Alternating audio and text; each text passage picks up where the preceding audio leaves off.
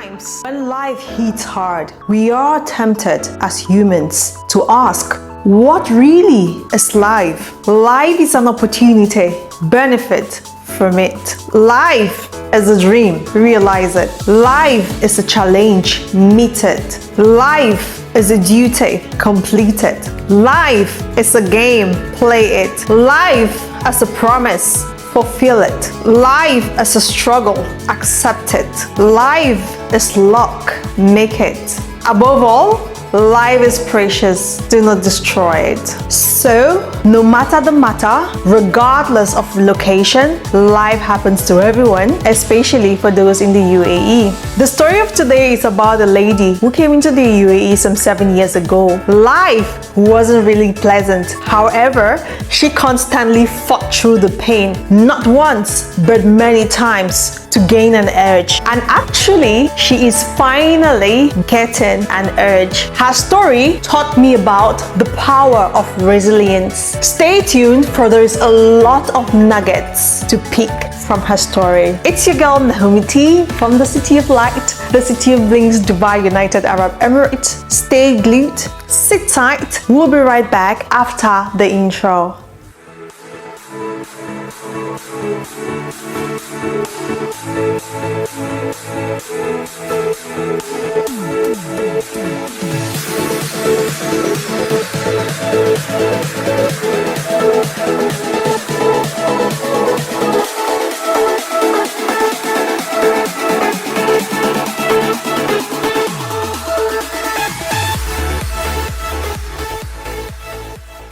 Welcome back, people. On today's episode, we have beautiful Mary Ann, but I call her Ann sometimes. So she's here to share her Dubai experiences with us, to inspire someone out there who is struggling, not only those in the UAE, any other African who is an immigrant, okay, who has left their countries looking for greener pastures. As I normally do, I'll be asking her some random questions and she's just going to be giving me her sincere responses. Okay, Anne, I would want you to introduce yourself so our viewers can really understand who is talking to them. Great, thank you. Thank you for the opportunity and thank you for the invitation. Okay. So my name is Afumbo Marianne. Okay. I'm from Cameroon. All right. And what I do here, I'm into real estate. I'm also a public speaker. Okay. And I'm into fashion. Okay. And a lot of things coming up that will be in the future, but I'm an entrepreneur and I do a lot of these things. Okay, my God, she's a woman of many codes and colors. She's into real estate, she's a public speaker, and she's into fashion. That's a lot to handle. See, I've been in real estate. That's where I knew Mr. Temple. By the way, thank you so much, Mr. Temple, because Mr. Temple is the one who linked me up to you. But then I knew you a long time ago. Okay, but I never had your contact. Yes, okay. I never had your contact whatsoever. So I was in real estate and I worked with some top-notch real estate companies, but I decided to leave that field because for me, real estate is not a profession like that, because see, everyone that is skilled can do sales. That's my thought. Correct. Sales for me is not a profession. You can have your different opinion, guys. That's my own opinion, okay? I mean, real estate, and you don't have to be in the real estate company to do real estate. As long as you have the connections, you can make money in real estate. You can do sales. Right. It's just for you to understand the semantics of the Dubai market, because every country have their semantics of real estate, okay? So it's for you to understand what real estate is all about and know the market. Then you can sell living in your house. Correct. That's my thoughts about sales in real estate. Okay, so why did you leave your country and why did you choose the United Arab Emirates?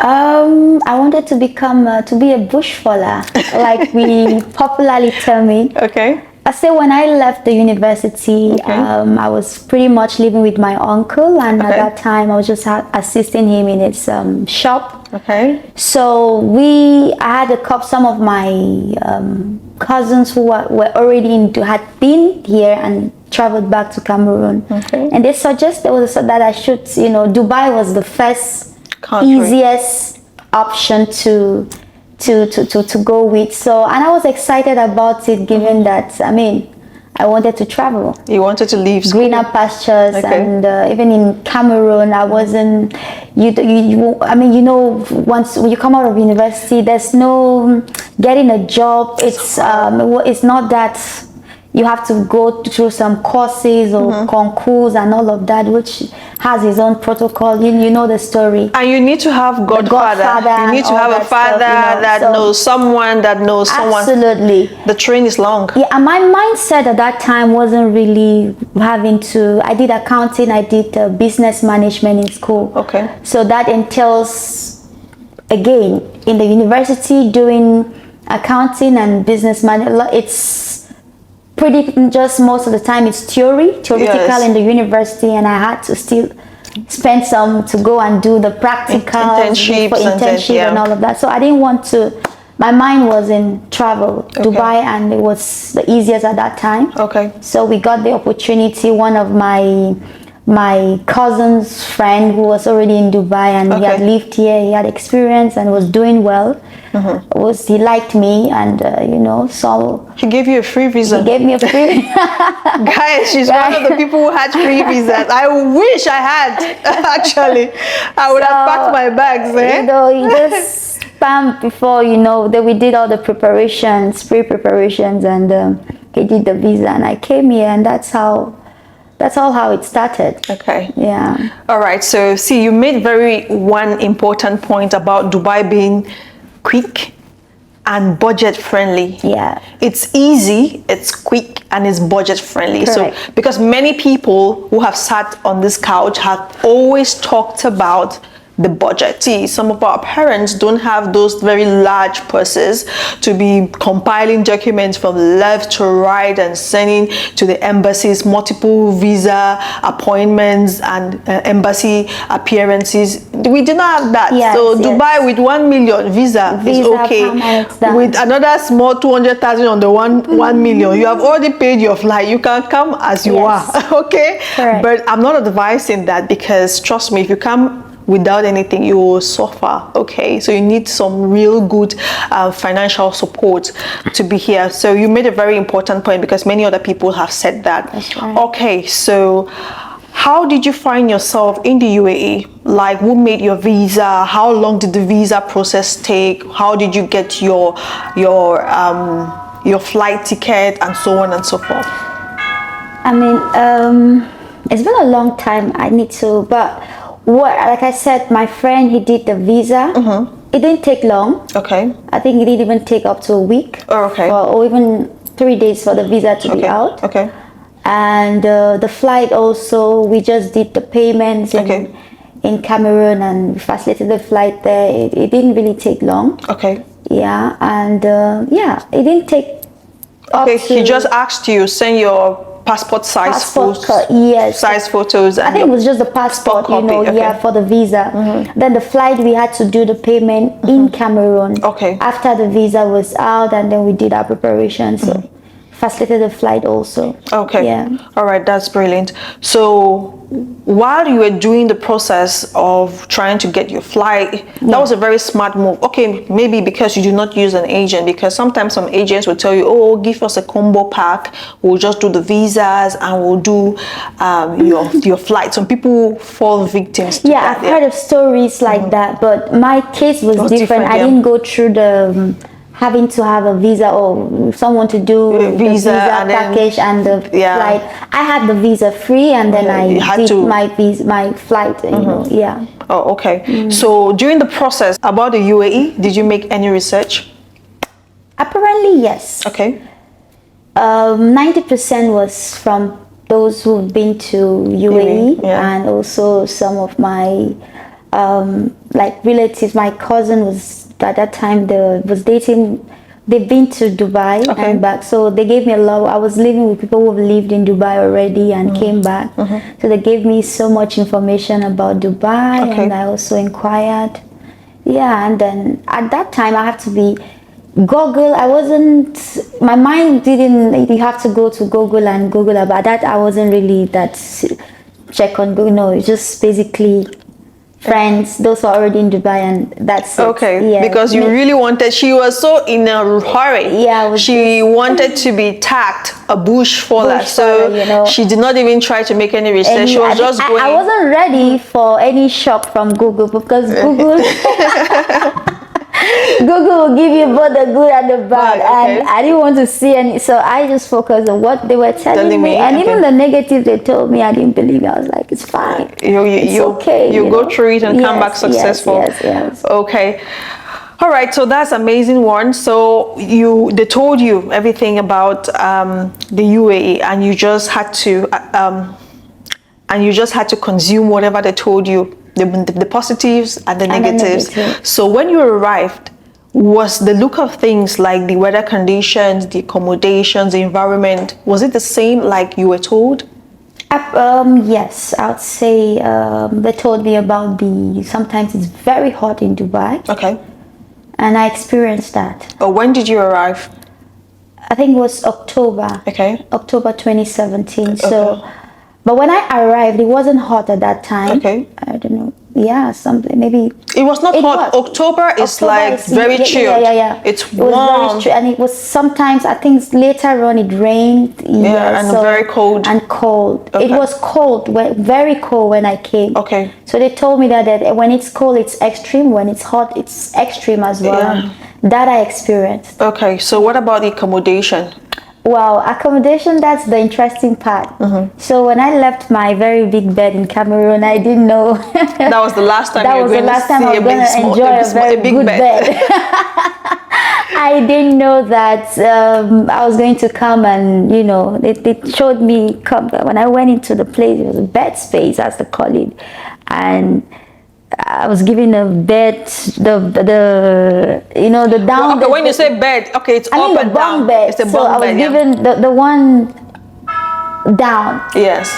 And we had to rush to one of the supermarkets to buy the small bed sheet and the blanket that can cover you enough for the small, Okay. Yeah, so that was the first shock I received, because what I was expecting. At least you were down.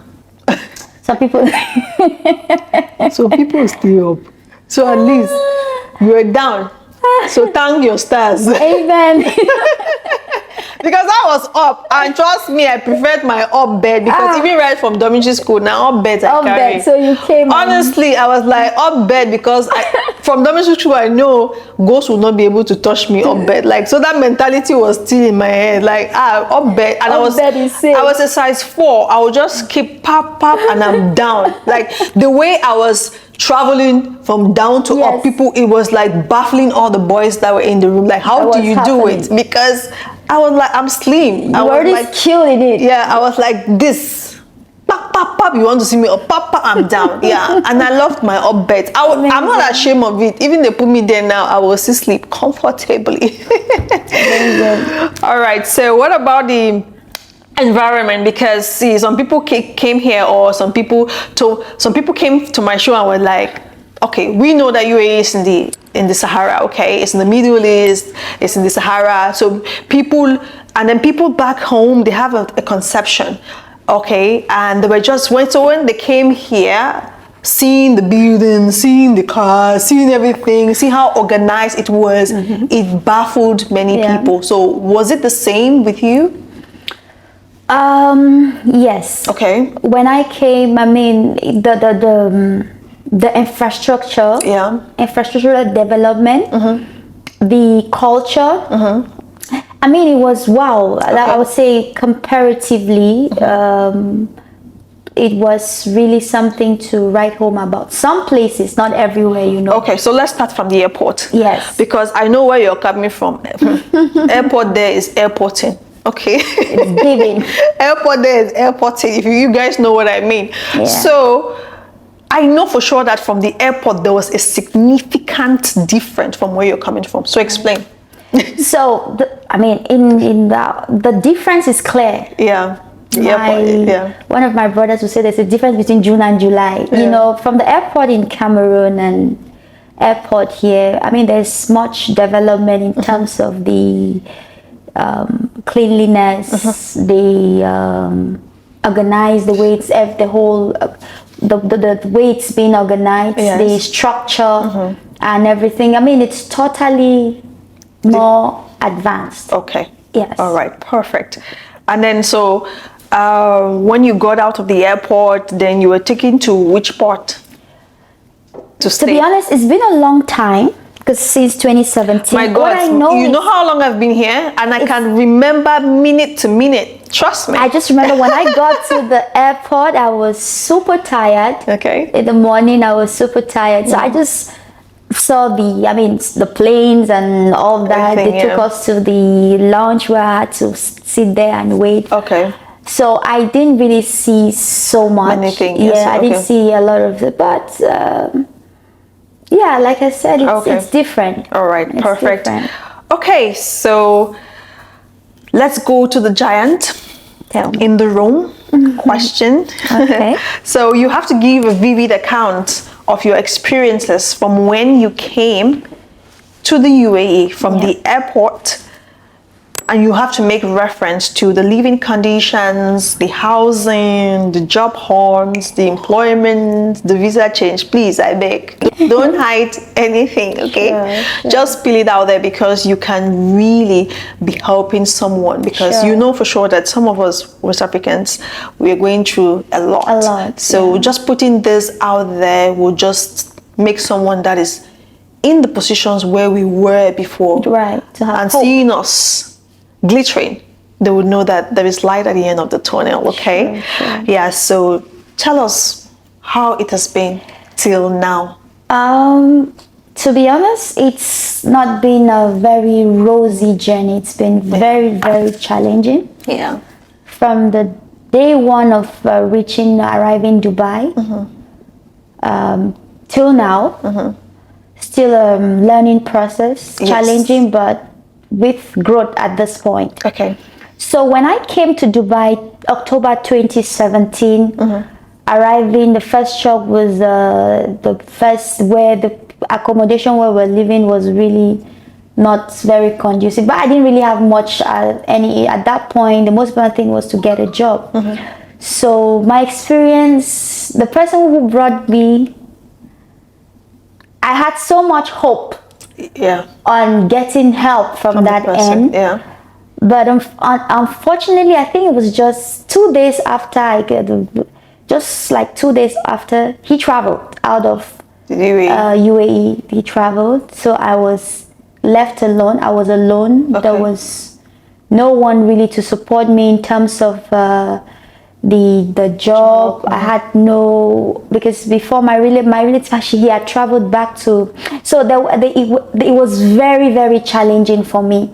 I remember when we left from Dubai, I tried to the struggle of getting a job, struggle of having to pay rents when someone you had so much you had hoped, because still we added some money, so I had a lot of that.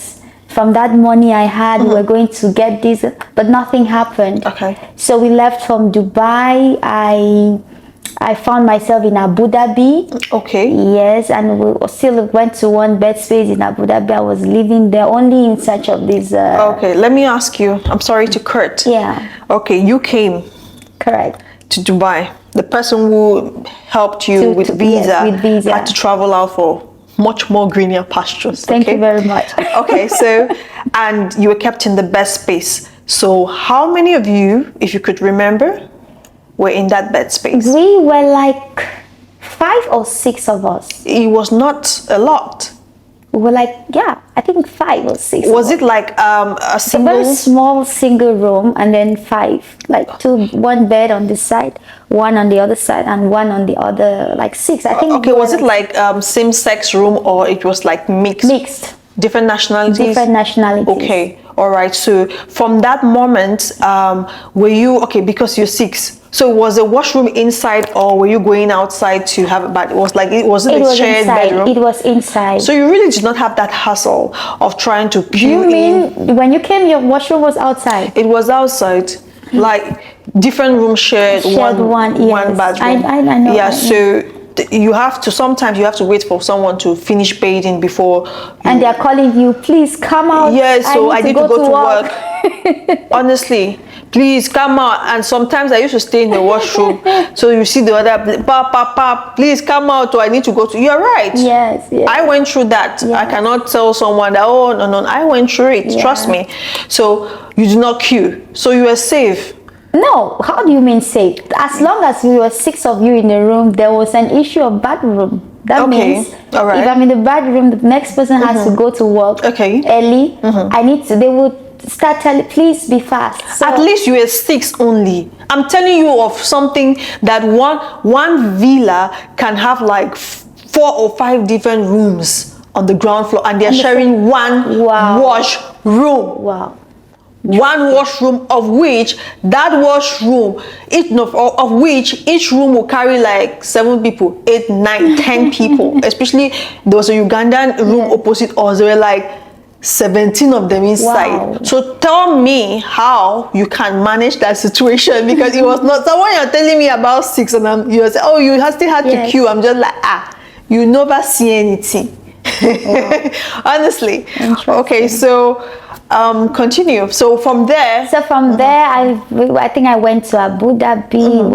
It's a job search. It wasn't easy, and I didn't get a job in Abu Dhabi. Even when I arrived, people would you meet people, they start telling you this issue, you are here alone, the person who brought you is not here anymore. You have to try to get into some kind of negative advice. But thank God for the fear of God. So how long, let me start, sorry to cut you. Yeah. So how long did you stay in Dubai before moving to Abu Dhabi? I think I stayed for like 2 months. Okay. And then I moved to Abu Dhabi. I didn't stay in Abu Dhabi for long. I was in Abu Dhabi for almost just like a week or 2. Okay. Yes, right. I wasn't there for long. And then I came back to Dubai. So and I kept applying. Luckily, I applied for one job, my first job in Dubai, which was, I worked with it was an education company, like they do courses, sell courses to people. So people have to travel, come and take courses and get a certificate. IELTS or something like that. Yes, courses. Exactly. So that was my first experience where they were paying me 1,800. When I say paying 1,800 dirhams. At the end of the month, I wasn't even getting the 1,800. Was it on commission basis or? It was, if you sell a course, if you get people to come and attend the class, you get commission plus the 1,800. Okay. So for the first 3 months, the 1,800, your transport is in it. Okay. Your accommodation, which is almost 600, 500, was in it. And the worst part of it is, by the end of the month, they were not even paying us.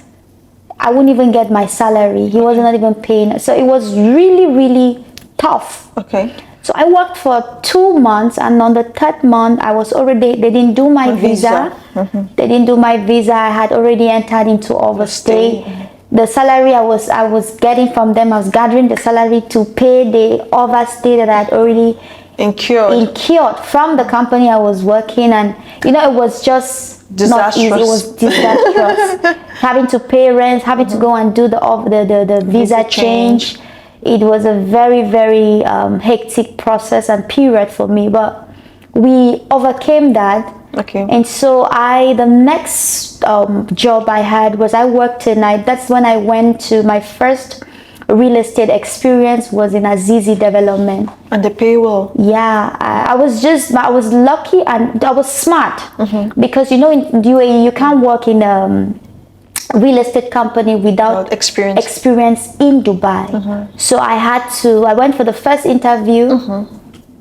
When I went for the first interview, I had shaved my hair. Okay. So they asked me, do you have experience? I didn't have any experience. They told me, you can't work in this company because we only need people who have worked in Dubai in real estate before. Okay. I went back. I armed myself. I bought a wig. I wore a wig. And I applied again. Perfect. I went there. That was a very smart move. I sat for that interview because it was a walk-in. When they came to me, the woman tried to recognize that I was the one. She was like, you came here before. I said, no. Like, I know it's It's at crazy, that but point, it's I a had smart. to- No, it's crazy, but it's a smart I had move. to do that. We had to do everything to get that job because they pay well. Yes, 7K upwards. Yes, so I was like, she said, I've seen you. You came here before. I said, no, it wasn't me. And God just helped me, and I passed that stage of not being recognized that I had already applied and they rejected because I didn't have a real estate experience. So when I went to the next Then how many employments have you had from 2017 till now? Yeah, we need to know. So I've worked with so many real estates. You know, You can name them. Yeah, I worked with again, you know, with real estate in Aziz, you're given 3 months, so you have a fat salary, and if you don't sell within 3 months, you're kicked out.